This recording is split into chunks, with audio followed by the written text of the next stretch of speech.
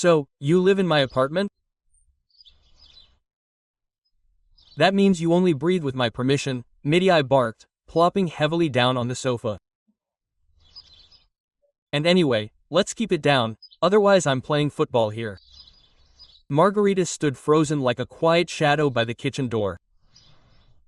She had a wet rag in her hands, soup on the stove, and a hum in her soul, like before a storm. His mother, Tamara Arkadievna, was already in charge of the living room, a woman with a broad outlook and equally broad shoulders, with a bird's nest hairstyle and the character of an armored train. She was wearing Margarita's apron, but it already felt like home to her. She had a tape measure in one hand and a curtain catalog in the other. These burgundy ones would be perfect here. But this iron can be thrown out altogether, not according to feng shui. And the furniture needs to be moved. I can't have the sofa with its back to the light. It's a bad sign, Tamara Arkadievna reasoned out loud. Looking critically around the living room, Rita rubbed her temples in shock. Noticing, she had only gotten married a week ago. Then, before the wedding, he seemed normal to her, reserved, a little simple, but polite. And she, a girl from an intelligent but poor family, so longed for warmth, stability, and the feeling of being behind a husband, like behind a stone wall.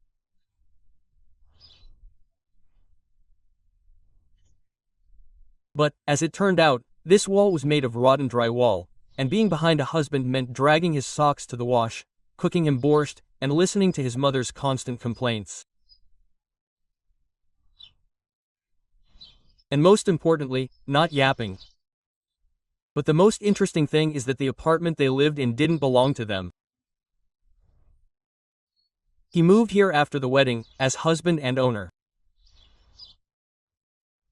It was Rita's apartment, but it belonged to Ivan Nikolaevich, the father.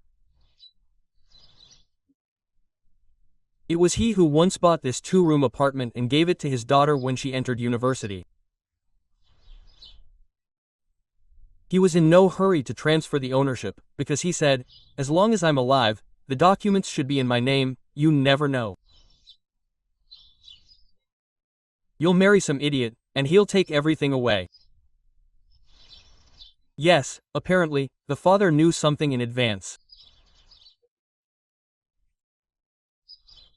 He knew a lot about life in general, and even when he divorced his wife, Rita's mother, he still paid attention to his only daughter, and his connections and assertiveness always made her life easier.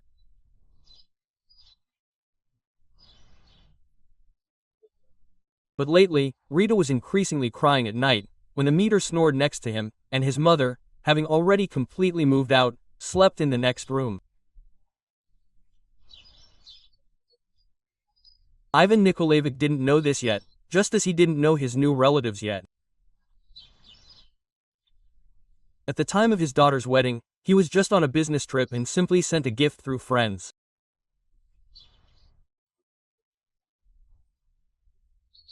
Life after the wedding began to kick Rita, so that at some point she, who was deliberately driven to a nervous breakdown, realized, life can't go on, she won't be able to handle it.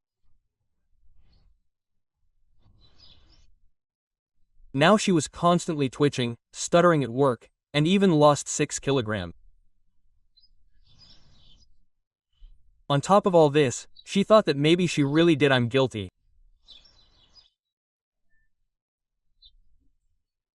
But this morning, when Tamara Arkadievna set up a feng shui zone of gorgeous bookshelves in her daughter-in-law's bedroom and almost deliberately broke her favorite vase, as if accidentally sipping it from the shelf, Margarita's patience snapped.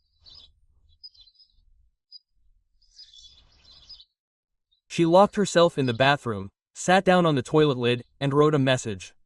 Quote, Dad, come over, I'm already sick.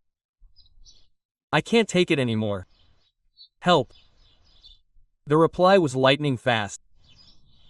I'll be there in 3 hours. Hang in there. And if those two parasites say a word, just blame me. Rita knew her father wasn't the type to talk and forget.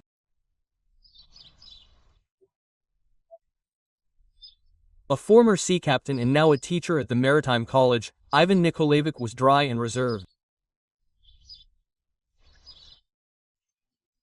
But if his daughter asked for help, it meant one thing: trouble. By the time he arrived, dropping everything, the apartment was already bustling with life. Métier in a t-shirt with a man with the CSKA sign lay with the TV remote control, yelling at the commentator and his wife. He demanded chips and beer immediately, while Tamara Arkaevna washed the windows and merrily drank. The doorbell rang like a gunshot. Rita knew who it was and ran to the door. She opened it and broke into a smile. "Daddy, where are they?" Ivan Nikolaevich took off his cap, looked his daughter in the eyes, and resolutely stepped into the apartment. Tamara Arkadyevna was the first to meet him. She stopped in the hallway, holding a trash can. Quote, I don't understand. Who are you anyway?" she asked suspiciously. "I am the owner of this apartment." Ivan Nikolaevich's voice was calm, but with such steel that even Tamara Arkadyevna was speechless for a second. "What's that, your father?" "Well, let him pass, but I'm almost out of beer," Midiai shouted from the living room. "Although, then again, what does he want? What is he doing here?" "Actually, he's registered here," Rita whispered. What? Midiai stood up, pulling his shorts over his belly. "Listen, dude, you may not know, but my rules are in place now. We're in charge here now. Got me? So that's how you're in charge." And right in my apartment, Ivan Nikolaevich took a step forward. "And tell me, where are your things, you freak?" "What do you mean? Where are your things, I say? Your junk." Go on, find them, pack them up and grab your mother in your arms before I call the local police officer." "What are you threatening me for, dude? I'm registered here." "No, you're not registered here. You're just brazenly sitting here on a bird's rights, like a rooster on a nap. The apartment is registered in my name. Here are the documents." Ivan Nikolaevich took a certificate of ownership from his daddy's apartment. "And you, I see you've decided that you've married a fool and can start a banana republic here. Oh, Ivan Nikolaevich, what are you starting?" Tamara Arkadyevna interjected. She was obviously already beginning to get the hang of the situation. "They're young, and we're one family now.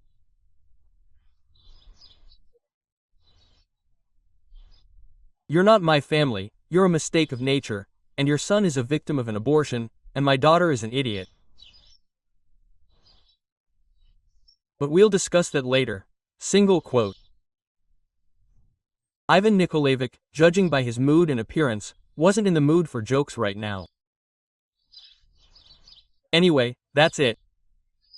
I'm still in a good mood for this situation. You get ready, and I'll have a quick smoke on the balcony." They were getting ready reluctantly. Métier hissed, cursed under his breath, kicked his slippers, and tried to throw the remote control at the wall. And Tamara Arkadyevna grumbled and glared angrily at Rita, repeating all the time, "I don't need this apartment for free anyway. It's dusty, cramped, the stove is old." Half an hour later, Mitya and his mother were standing in the entryway with 2 sports bags and some shopping bags from the supermarket.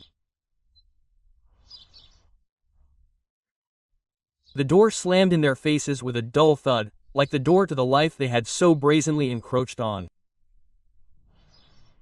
"Do you hear, Mitya? Maybe we should go to Auntie's for a while now?" Quote. Tamara Arkadievna said quietly, trying to explain to her son that the fairy tale was over. Yes, I was huffing and puffing, angry, confused. I'll sue her for emotional damages. Go ahead, son, go ahead. Just don't forget, you don't even have your own pillow now, his mother snapped gloomily. I gave away what was old to my dorm neighbors. Who knew that Rita's dad was such a beast? Quote. Meanwhile, in the apartment, Rita was sitting in the kitchen, holding a mug of tea with both hands. Ivan Nikolaevich silently took some cognac from the bar and poured himself and her some. Drink for your health, and then we'll talk. Dad, listen to me, Rita. You're such a fool. Where did you find such a jerk? He's got cotton wool in his head. And did you see him as a husband? Well, my dear, how quickly were you disappointed? Yes, Dad, quickly and strongly. That's good. So, your brain has finally started working. But anyway, after your divorce from this, what's his name, little animal, we'll just go and register the apartment in your name. I'm sick of it already. Enough. Otherwise, you'll get another one like that, fall in love and go completely crazy. I won't get another one, Dad. I don't let anyone else into my life. Enough. But that's the right thing, my dear. First your brain, and then your feelings, but not the other way around, like you had this time.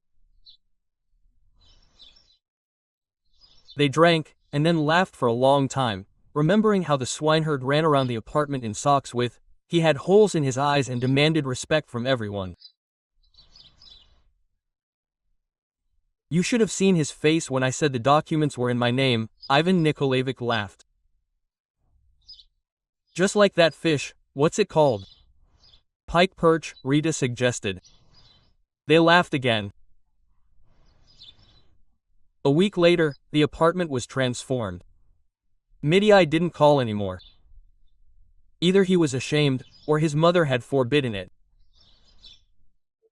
Rita slept peacefully for the first time in a long time. Ivan Nikolaevich called every morning and asked, "Well, how are you, daughter, breathing?"